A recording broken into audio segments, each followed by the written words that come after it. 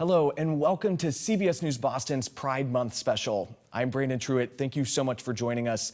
All month long, we have been highlighting ongoing efforts in local communities to educate and support LGBTQ+ individuals. And today, we're taking a look back at some incredible stories that we've heard over these last few weeks. But first, let's start off with what Pride is. Aside from rainbows and confetti, Pride serves a much deeper purpose. A reminder about how far the LGBTQ community has come and the work that lies ahead to achieve acceptance and inclusivity. Pride Month has changed a lot over the years. Mainly, it's become more visible. When June 1st hits, those rainbow flags go up. Here in Boston, they are all over town. And some of your favorite companies adjust their advertising too. Aside from the rainbows and block parties, Pride serves a much deeper purpose. It all started 53 years ago this week with the Stonewall riots of the late 1960s. That's when police in New York City raided that now famous bar in an effort to keep LGBT people from gathering. It was illegal in New York at the time. Gay people getting together was considered disorderly and therefore an arrestable offense. But on that night of June 28, 1969, the group gathered in the bar fought back.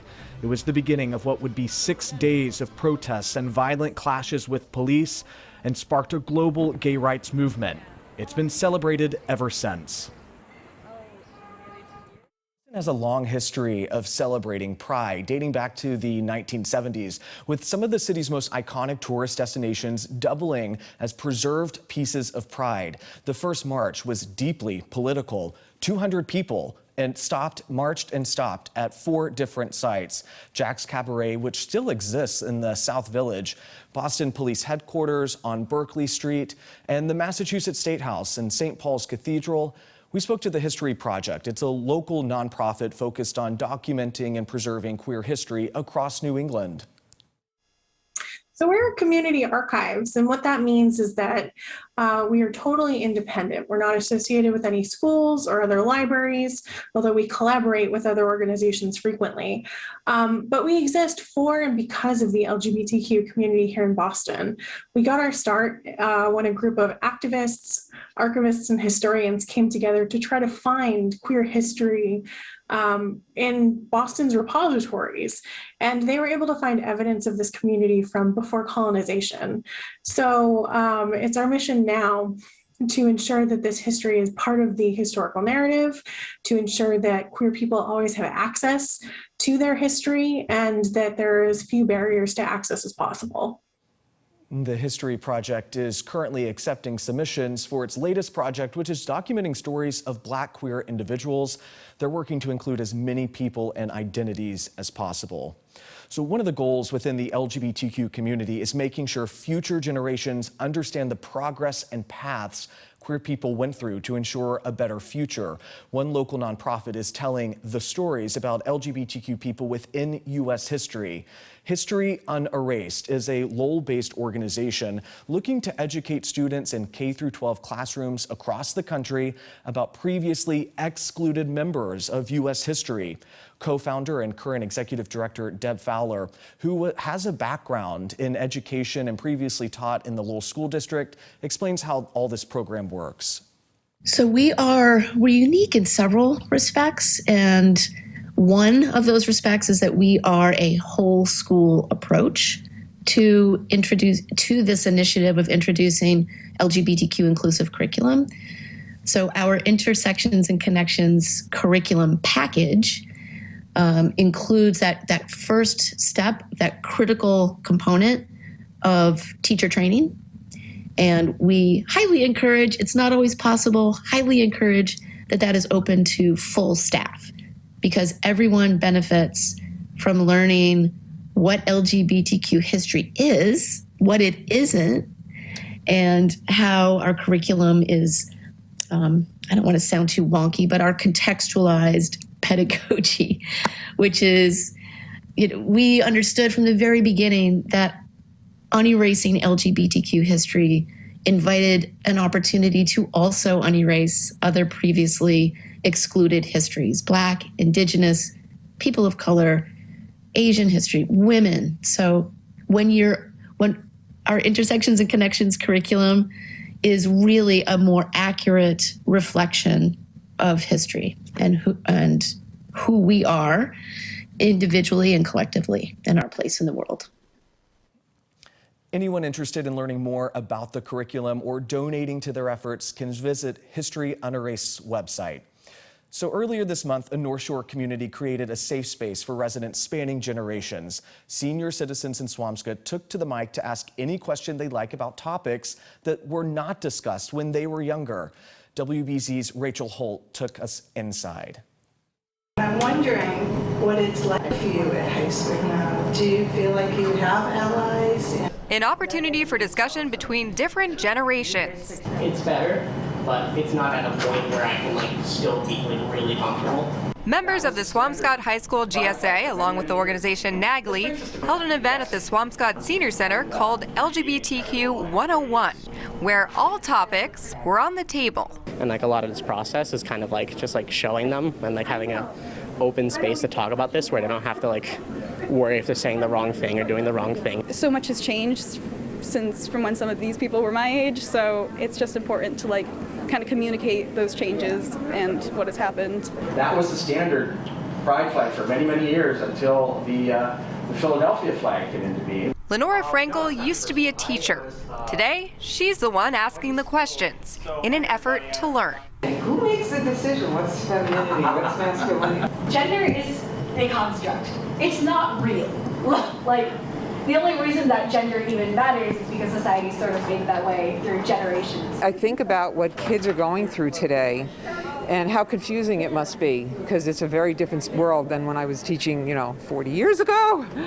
And I wanted to be educated. The event is part of a monthly series at the Senior Center called Talk About Town, with the goal of educating residents about a variety of different topics. It's a wonderful way for us to start to break down some of those communication barriers and try to understand. People seemed very open and very willing to listen and had questions sort of how to make other people feel accepted, which warmed my heart. Rachel Holt, WBZ News. More than 3 decades ago, a Newton teacher created the first ever chapter of the Gay-Straight Alliance in a public school. Now there are chapters in thousands of schools across the country, and this year that teacher retires. And as I found out, his students have an important message of gratitude.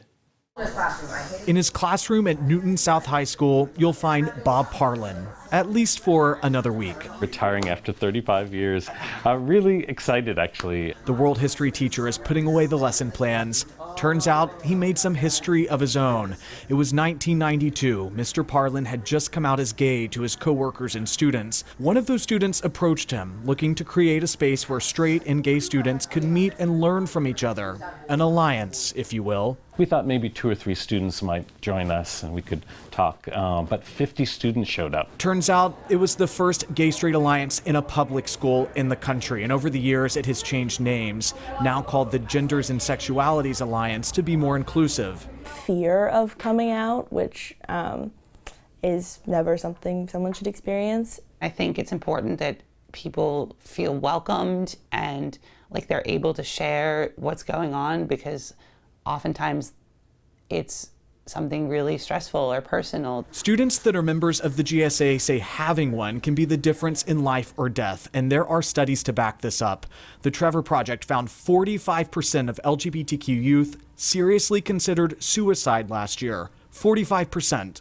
I would love to see a point in the world where people no longer have to struggle with coming out and have potentially dangerous or harmful experiences coming out. But I think even then the GSA will still keep going. A lot has changed since that first meeting 30 years ago, but Mr. Parlin says this is his legacy, and he has a final lesson. I hope people will just listen more to young people, ask them questions about how they're feeling, and realize we need to support all of our students and create an environment where everyone feels safe and welcome and included. And I don't think anyone in the country really disagrees with that. Mr. Parlin says there are more than 10,000 GSAs across the country. The club at Newton South High School says they're going to keep going, continuing their open door policy and advocacy work. Well, a brand new app is aiming to create a hub for LGBTQ+ friendships, events, and more. The app is called Out. where people in the LGBTQ plus community can build genuine connections without having to go through dating apps. We spoke with the co-founders, Anna Harises and Jen Farmer, about the importance of friendship in this community. As you attend events, check into events, as you check into different locations, you start to match with people that are attending those same events or similar events or going to similar locations as you. So it kind of matches you with people based on interests, based on your kind of the places that you frequent. The algorithm is built in such a way where, yes, you can find people who are living nearby to you, but you also might find your best friends, across the country, or who tends to do a lot of, similar events, whether it's book clubs or whether you're a tech executive, and finding other people who are in tech, for instance. And so we really wanted to make sure that the app wasn't just based on location proximity, but just based on common interests. The Out app launches soon. For more information about it, you can visit their website. That's outqueerapp.com. Well, many queer people have shared that they felt underrepresented in literature and media. So one woman is making sure that those in her community and beyond have access to identity-affirming materials. The Little Queer Library in Waltham started in 2020 and has taken hold not only within the neighborhood, but really across New England. As co-founder Katie Cohen says, when it started off as a passion project, but it has grown into a desire to support the LGBTQ community and those who may be curious about it through books. So a lot of those books are hard to find or they're really expensive. So it's kind of prohibitive for people to be able to actually read them. And just from my own personal experience of growing up and seeking out just representation of who I was in general, I think it's really important to be able to provide these books for anybody who needs them. Especially somebody who's just in the process of coming out and trying to figure out who they are. Maybe they don't have friends around them that are LGBT or anything like that. So having representation that can kind of reflect who they are back to them is something that I'm really passionate about providing to people. Katie says the library has something for everyone. They are regularly accepting donations and try to fund many wish lists for schools that are in need and have a wish list of their own. You can find out more information about the library on our website, that's cbsboston.com. A local brewery is serving up something special for Pride Month. Distraction Brewery in Roslindale made a specialty brew called Proudly Distracted. It's a cold brew coffee cream ale that raises money for the Boston Alliance of LGBTQ+ youth. It became available on tap earlier this month and is now available in cans. Coming up, Boston's inaugural Office of LGBTQ+ Advancement is making its debut at City Hall. We hear from officials about the search for the new officer and what residents can expect from that new role. And sports can really bring people together, but not everyone always feels comfortable joining in. The South Boston League working to change that by giving members of the LGBTQ community a chance to get in the game.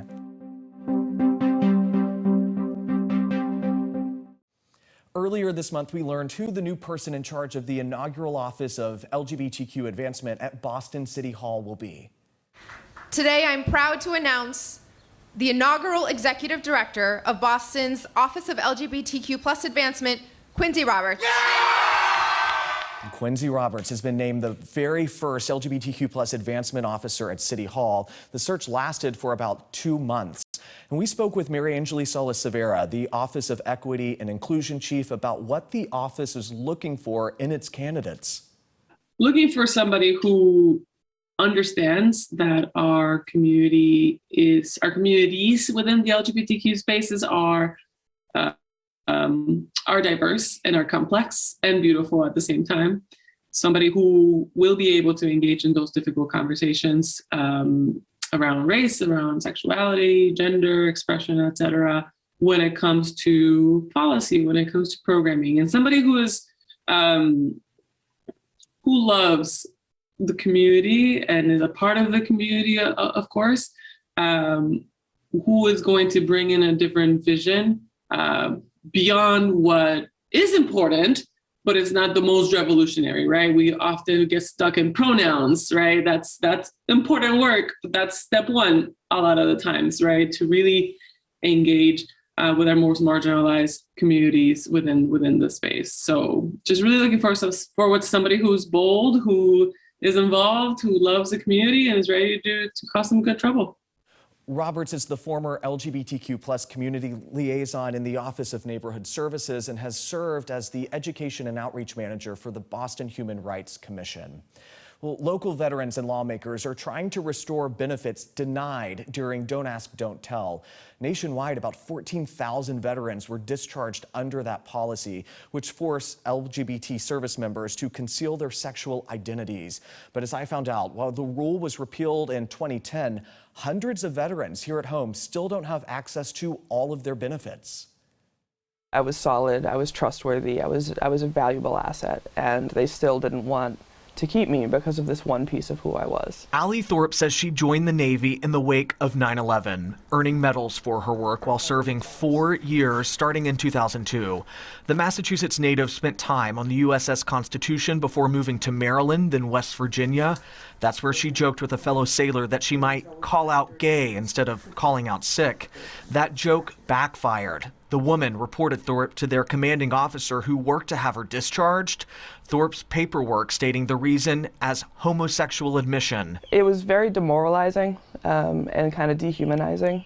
I was treated really differently by the people on the base. As soon as people on base found out that I was being discharged, a lot of people's behaviors changed. There are 4 categories of military discharge. Anything less than honorable forfeits your benefits. Thorpe worked with the Service Members Legal Defense Fund to have her discharge classified as honorable. She succeeded, but most don't, says one Massachusetts lawmaker. Don't ask, don't tell. That's State Senator John Vellis, a veteran himself, introducing a measure that would grant veterans discharged under Don't Ask, Don't Tell state benefits. To have, again, that institution, again, that you were willing to die for, say that you can't serve because of, your personal life, it just doesn't make sense to me. If it passes, affected veterans would gain benefits like housing, food, and medical assistance.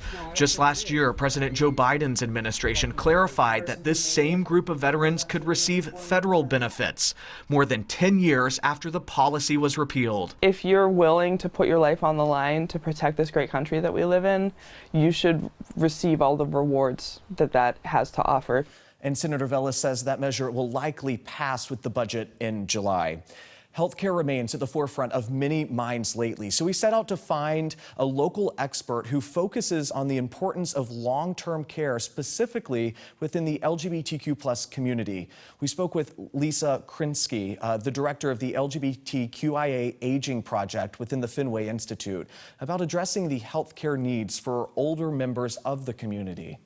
So it's not as much that the care is specialized. We want everybody to get really good quality care as they're aging, whether it's in their home, whether it's living in community with others. But what we really do want to see happen is that this generation, particular of older adults who have lived with so many forms of oppression and discrimination based on who they are and based on who they love, and we want to make sure that they are treated with respect. We want to make sure that providers are speaking to them in a way and talking to them about who they are and what they need in ways that make them feel comfortable.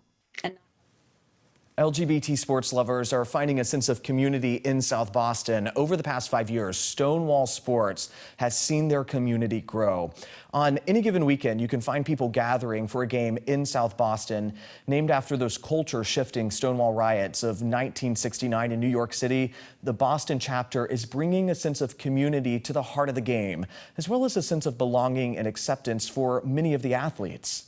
I didn't have the best experience growing up with sports, so this was really a great opportunity for me to take back and regain an experience with sports.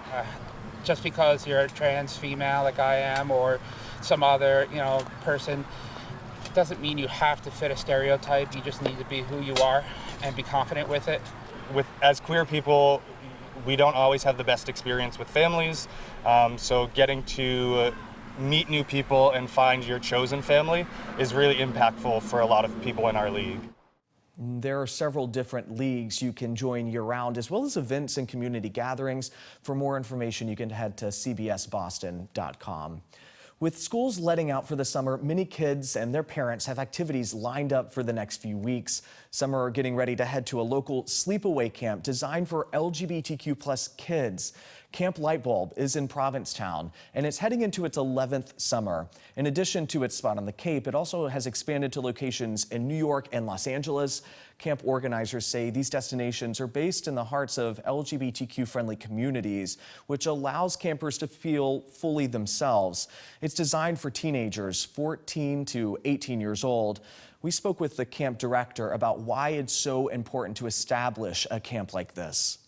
You know, I think everybody's looking for a community. Everybody's looking to find their peer group, their kind of squad of people, I guess. And, in our case, we're specifically focused on LGBTQ youth. And I think there's so much benefit of finding your kind of peer group and support and role models and so forth. And, that's why specifically we're in a place like Provincetown, which is extremely LGBTQ friendly.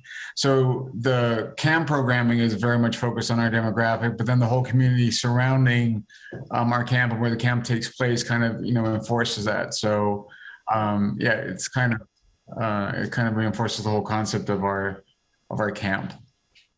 While all the spots are currently full for this year in Provincetown, Puck says there are still a few spots available in New York. He also advises anyone interested in attending to start looking for registration in early January. Well, coming up, not with a fizzle, but with a bang, the performance closing out Pride this month in Boston that's sharing the LGBTQ experience from the stage. Stay with us. 5, 6, 7, and 1, 2, 3. Up and up and do, and 1, 2. Happening this weekend, a special performance by the Boston Gay Men's Chorus. In honor of Pride Month, they put together a show to share the experience of LGBTQ+ people through the music of Disney. Now, in addition to the 250-person chorus, there will be costumes, barbershop quartets, and a talented mini orchestra to accompany the singers. We spoke with the chorus music director, Ruben Reynolds, who is celebrating his 25th anniversary with the BGMC, about what the process has been like putting together this multi-sensory show.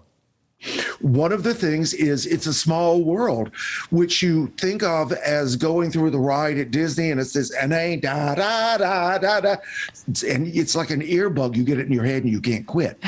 But if you really think about the words, it's a small world after all. How true it is today. And our arranger, Chad Wyrick, set the first verse as the first thing the chorus sings a cappella because he thought the words were so important that he didn't want people concentrating on the fluffiness of the tune, but to really hear those words. And that's the kind of thing that makes this show special, is it makes you stop and think while you're having a blast. Well, Sunday is your last chance to see the show. You can get tickets online at bgmc.com. Well, June may be Pride Month, but there are plenty of ways to get involved all year long. For those looking for a way to get started, you can check out Boston's Glass Community Center. That serves LGBTQ people between the ages of 13 and 25. Or check out Massachusetts Transgender Political Coalition to find out how you can get involved in social justice issues. For more information about resources for the LGBTQ+ community and about all the stories you saw today, you can visit our website. Thank you for watching our Pride Month special streaming on CBS News Boston. I'm Brandon Truitt. You can find out more about our stories and our coverage at cbsboston.com.